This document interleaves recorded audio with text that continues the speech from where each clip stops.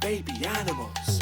Andy's baby animals. If you're a polar bear and you're going somewhere, Andy's baby animals. or an elephant calf, then you better take care. Andy's baby animals. If you're a capuchin learning how to eat, an ostrich chick trying to beat a retreat. Andy's baby animals. Andy's baby animals. If you're a black bear looking for a tree to climb, Andy's baby animals. or a penguin chasing mum at breakfast time, Andy's baby animals. an orangutan trying to make a bed, or a meerkat struggling with a sleepy head. Andy's baby animals. Andy's baby animals. We're growing stronger every day. Watch and try and laugh and play. Andy's baby animals. Andy's baby animals. She's not even 2 years old yet, but she's taller than me. Giraffes are the tallest mammals in the world. And their legs are so long it looks like they're on stilts. Now, you would think baby giraffes have a hard time of taking their first steps. But when they're born in the wild, it only takes them half an hour before they're standing up. And they can walk from just a day old. Which is incredible. For some baby animals, just standing up can be tricky.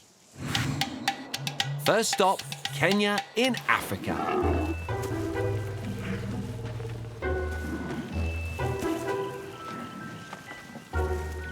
Look at these elephants. Aren't they magnificent?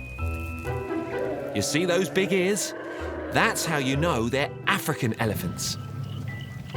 African elephants have the biggest ears in the world. Elephants are great mums. They have really close families. An elephant family is a herd. Look, it's a newborn baby, an elephant calf. She's only a few minutes old. Incredible. She hasn't even stood up yet. It's hard standing up when you're as heavy as an elephant. So Mum's there to lend a helping hand.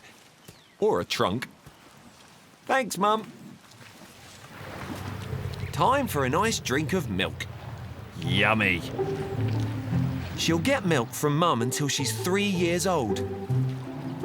She's mastered standing. What about walking? Whoops, steady. There's a lot of elephant for a young one to control. I think she's getting the hang of it. All the grown-ups in the herd will help take care of this young calf.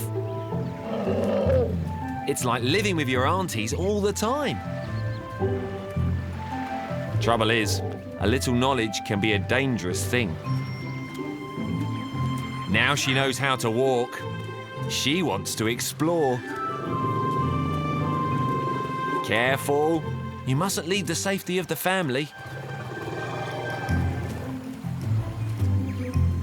Because when the family gets ready to go, you have to go with them. Come on, you can do it.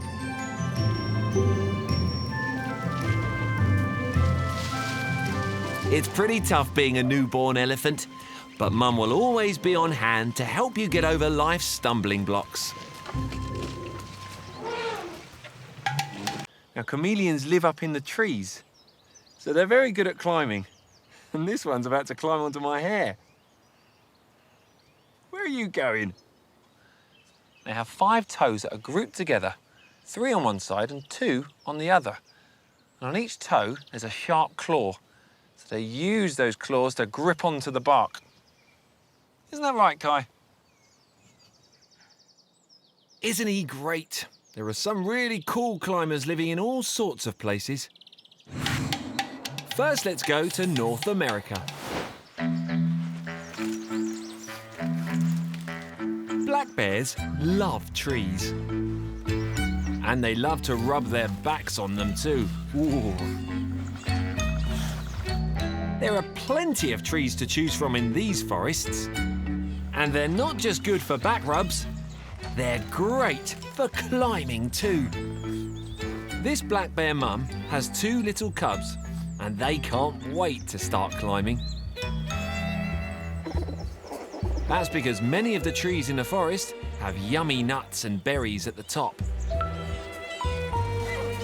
And bear cubs love tasty treats. So now it's time for some climbing lessons. The first thing to work out is which tree to climb. How about a small one?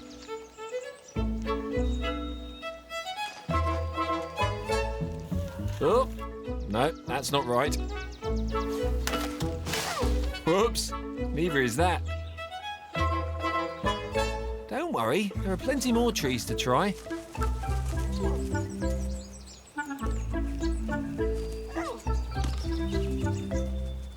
How about a big one? This tree is called a red pine. It looks perfect for climbing because it's got lots of branches sticking out.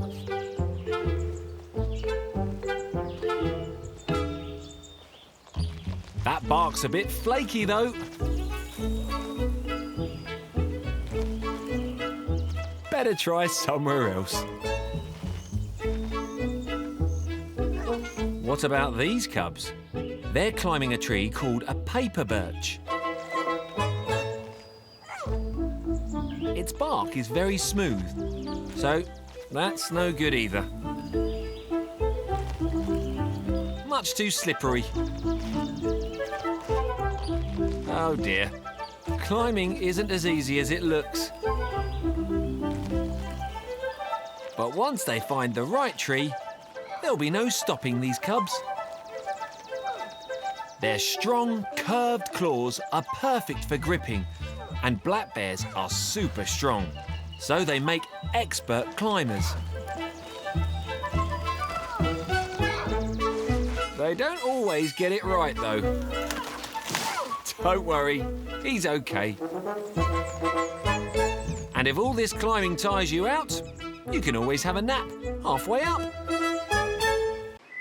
Reptiles are cold-blooded, which means they need the sun to warm up. And they do that with these shells. The sun will come down and heat the shell. It's a bit like a radiator, really. Then the tortoise will get warm. Baby animals behave differently if they're too hot or too cold. First, we're off to East Africa. Elephants are the largest of all land animals, but they start out much smaller. This mum and calf live in Kenya, and at midday, when the sun is high in the sky, it gets super hot. Too hot for a little elephant. Luckily, mum's got those two giant ears that she can flap like a fan to help her cool down. Ah, nice. Keep flapping, Mum. Standing in the shade is another great way to cool down. Oh, oops. She's not quite got the hang of standing yet, though. Give her a hand, Mum. Or a trunk. At least when your mum's as big as a minibus, you'll always have some shade. It looks like today is going to be a real scorcher. So Mum's had a bright idea. A trip to the swimming pool. Well, it's more of a muddy puddle, really, but that's not going to stop them splashing about. Hey, this is a brilliant way to cool down and to have lots of muddy fun. Don't forget to wash your back now.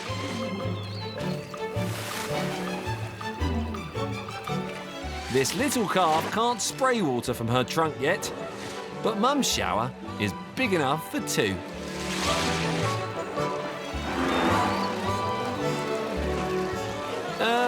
I thought baths were supposed to get you clean. Not this one, though. It's a mud bath.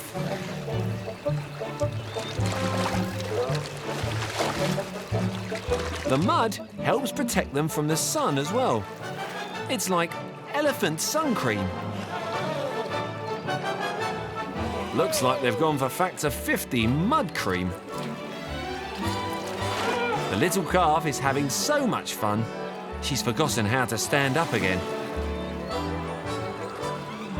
Thanks, Mum.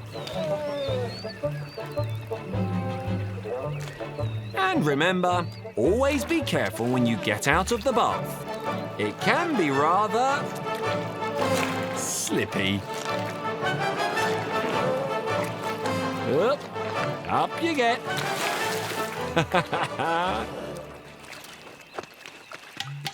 And lemurs are fantastic at jumping. And they need to be because they jump from tree to tree in the forests where they live. The best lemur jumpers can jump 10 metres, which is almost as long as a bus. Incredible.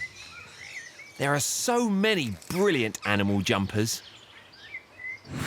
Let's jump to Namibia in Africa. Living in a big group is a good way for animals to stay safe. Coming through. It's also a great place for a youngster like this baby springbok to learn all the things it needs to know. Like where to get a drink when it's hot. And what to eat when it's hungry. Yummy grass. Or perhaps a tasty bush. It also needs to learn to stay away from animals like this cheetah, because they like to eat springboks for their dinner. Quick, everyone, run away!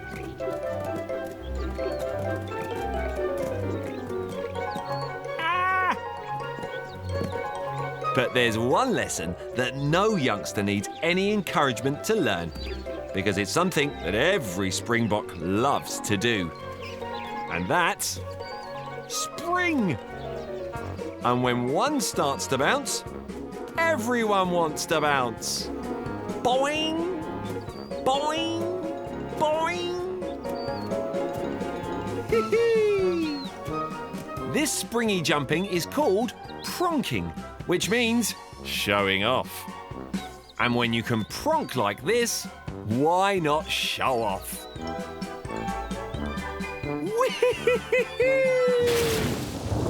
Uh-oh, it looks like rain stopped play there. Anyone got an umbrella? But don't worry, as soon as the sun comes out again, it'll be time for another pronk. Young springbok learn to jump like this when they're only a few weeks old. And it's not just for fun. Pronking can save their lives. Because it's a springbok's way of saying to any animal who wants to eat them, there's no point in chasing me. I'm too fast and too strong for you.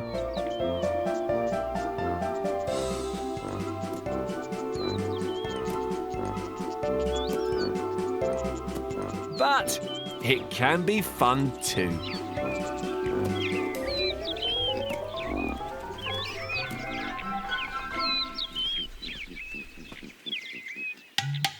Ali is a baby alligator, or hatchling. Now, alligators get around by walking, running, or swimming. Now, this one's only small, so he can't run very fast. But when he gets bigger, he'll get faster. And he will get bigger, because did you know alligators never stop growing? When they're in the water, they don't just use their legs to swim, they use these fantastic tails as well, a bit like a fish. And in the water, they can hold their breath for 4 hours, which is really handy when they're waiting for their food. Getting around's a big challenge for little animals. First stop, Tanzania in Africa. Some animals have taken moving around to a truly epic scale. These are wildebeest. But you can also call them gnu. One animal, two names. I know, confusing, isn't it?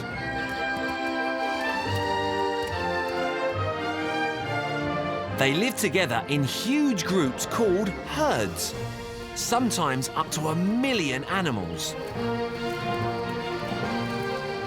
And it takes an awful lot of grub to feed all those mouths.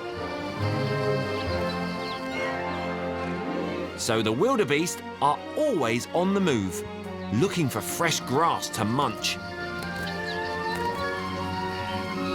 But how do you keep up with the herd if you've never even stood up before? This little wildebeest calf has only just been born, but already its mum is getting ready to move on. It'll have to learn to walk very quickly if it doesn't want to get left behind. Luckily, baby wildebeest know how to stand up all on their own. For a while, at least. That's it. Come on, keep trying. It takes a human baby almost a year to stand up. But these clever calves can do it in just 3 wobbly minutes, which makes them one of the quickest animals to get up on their feet anywhere in the world. And once they're up, there's no stopping them. Yee-hee! Wildebeest can run as fast as a car, up to 50 kilometers per hour. And running that fast is a lot of fun. Hey! Now the calf can join its mum on the search for new grasslands and be part of one of the largest groups of animals on the planet. Coming through, coming through. I just hope the wildebeest at the front knows where he's going. We're off to Canada.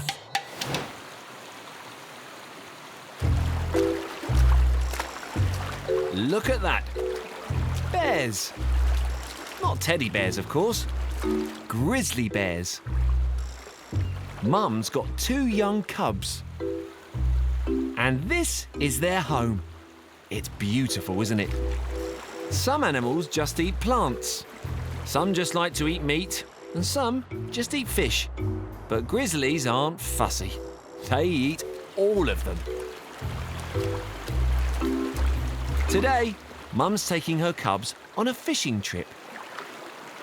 Have you packed your rods yet, guys? All you need now are some fish. Mum's picked the perfect day for it because the river is full of fish. Look at them all. These are salmon.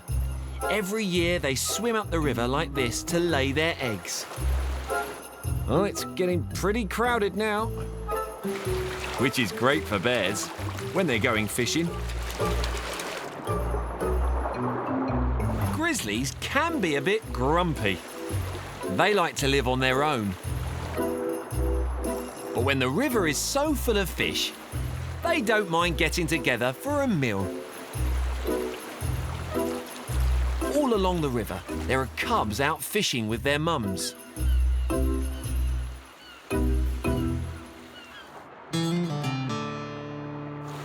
The best way to learn is to watch how Mum does it. The water's so clear here that the fish are easy to see.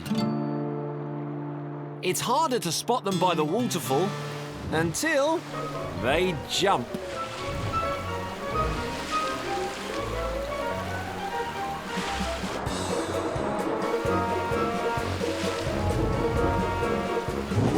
Whoops!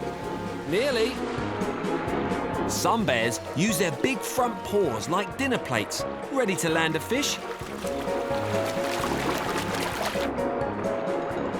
For others, fishing's much simpler. Straight into the mouth. Yummy. Right, time to see what these cubs have learnt. First, they need to find a fish. There's one. Oh, that was close. Don't give up. You can do it. Oh, it's much harder than Mum makes it look. Got it. Well done. Oh no. Slippery little things. Don't worry, there's enough for everyone.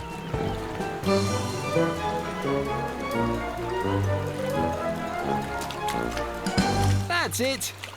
You keep practicing. It's over to Australia next.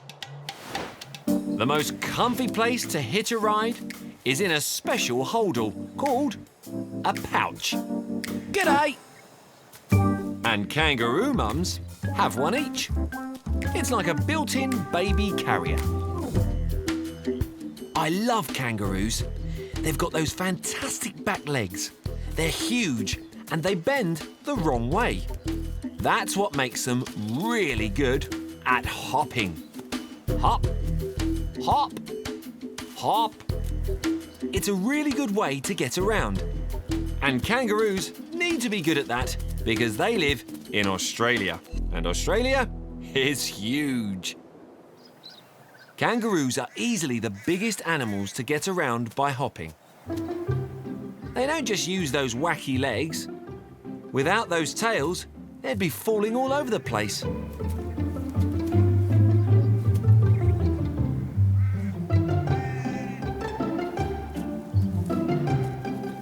Kangaroo babies are called joeys. Really, all of them. Not Tom or Dave or Peter.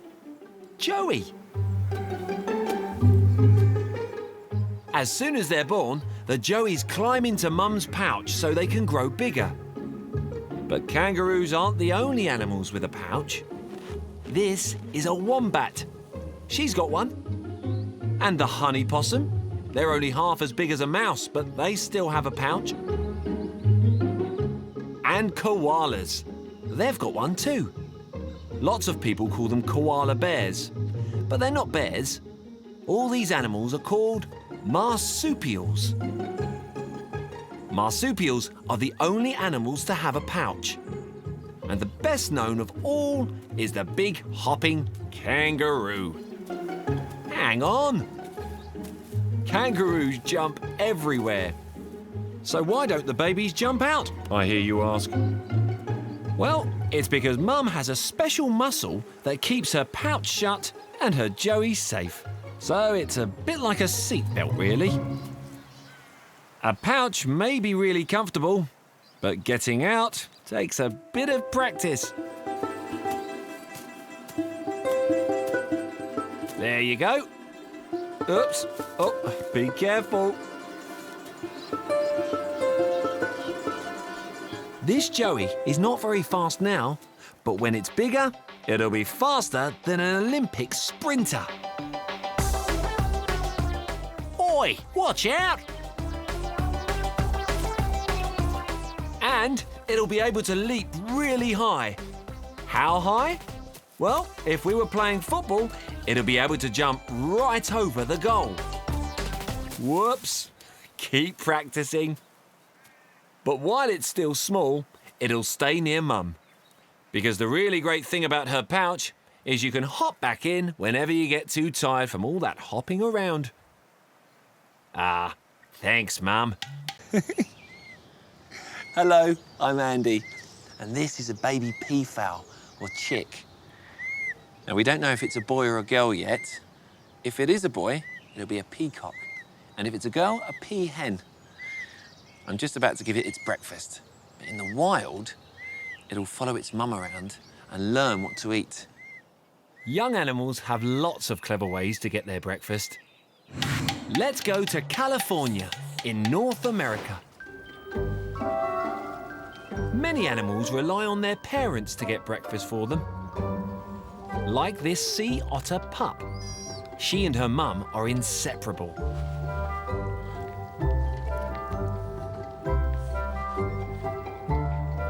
But they can't play all day. It's time for breakfast. In you go, Mum. Now it's Pup's turn. She's not so keen. Her pup does know how to swim, but it's much nicer getting a ride with Mum.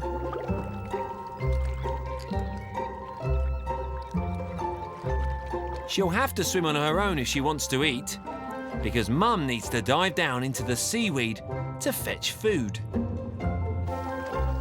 The young pup hasn't learned to dive yet, but she doesn't mind hanging around up here while Mum goes to rustle up some breakfast.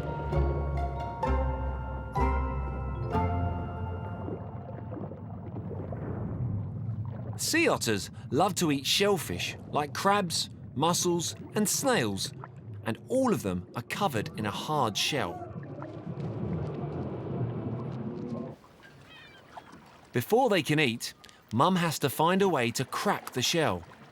Pay attention now, while Mum shows you how it's done.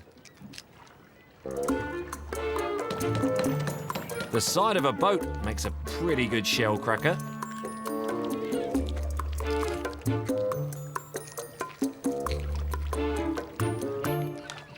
The rocks aren't bad either.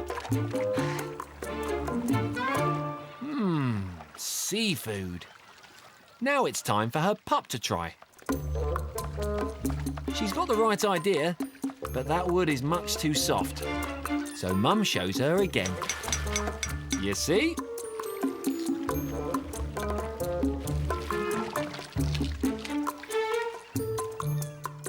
Oh dear. Now the pup is using a rubber tyre. Well, that's even softer than the wood. This could take a while.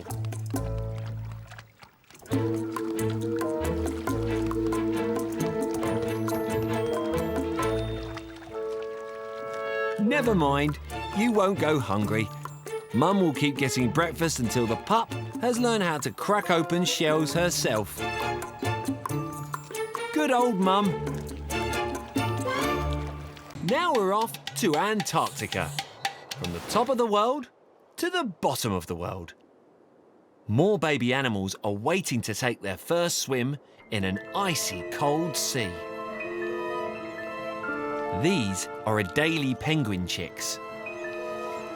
They live near the South Pole, where it gets really chilly.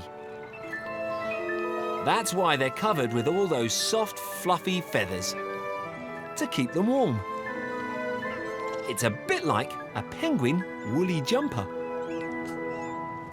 Penguins get all their food from the ocean, so the grown-ups make regular fishing trips out to sea.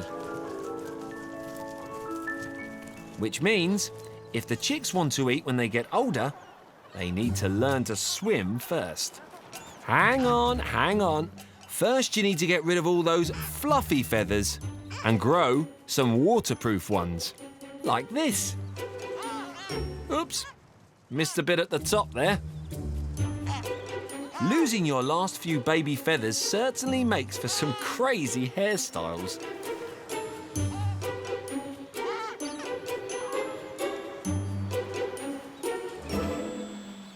Right, now it's time for your first swim. But where to start? Don't worry, the grown-ups will show you how it's done. Penguins might be clumsy on land, but in the water, they're as graceful as a ballerina. Just look at them go! You have to swim fast if you want to catch fish.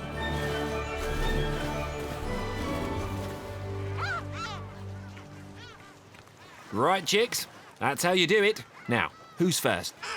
Go on, somebody's got to go first. Is it going to be you? Oh, no, pushing now. Oops. In he goes. And that one. These rocks are so slippery that there's no turning back. The chicks have no choice but to dive in or fall in. Be careful now. Usually when swimming, you have to learn to keep your head above the water. But the penguin chicks have the opposite problem. They're really good at floating, so they actually have to learn how to sink. But it won't be long before these chicks are as graceful in the water as their parents. I'm not sure they'll ever be graceful out of the water, though. Whoops! Hey! Sloths sleep up in trees, they don't have beds to sleep in, so they'll curl up into a ball or they'll hang from a branch and find anywhere to sleep. And if you're wondering why they don't fall out, it's because of their sharp claws. Look at them. They grip on even when they're fast asleep. Every baby animal has its own special place to sleep. First up, the Congo. The animals that you and I are most like are the great apes. Gorillas, chimpanzees, and these orangutans from Sumatra. But unlike us, they all make their beds up in the trees. This orangutan baby already knows her way around the treetops, but she'll need to rely on Mum to teach her how to make a bed up here. Every evening, she watches her create a mattress by bending branches together.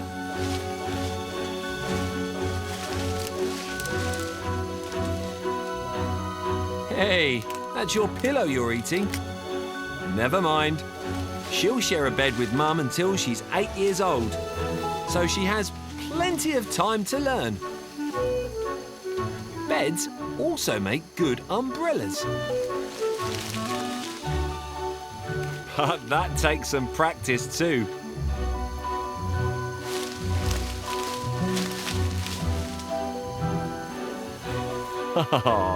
Keep trying.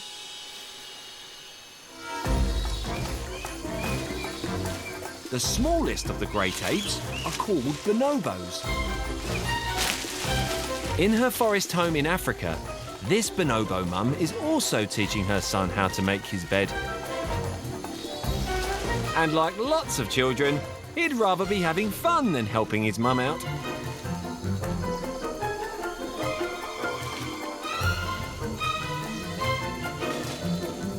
When she's done, Mum takes a well-deserved nap. But it's hard to rest with a toddler who just wants to play. I guess she'll have to try again later.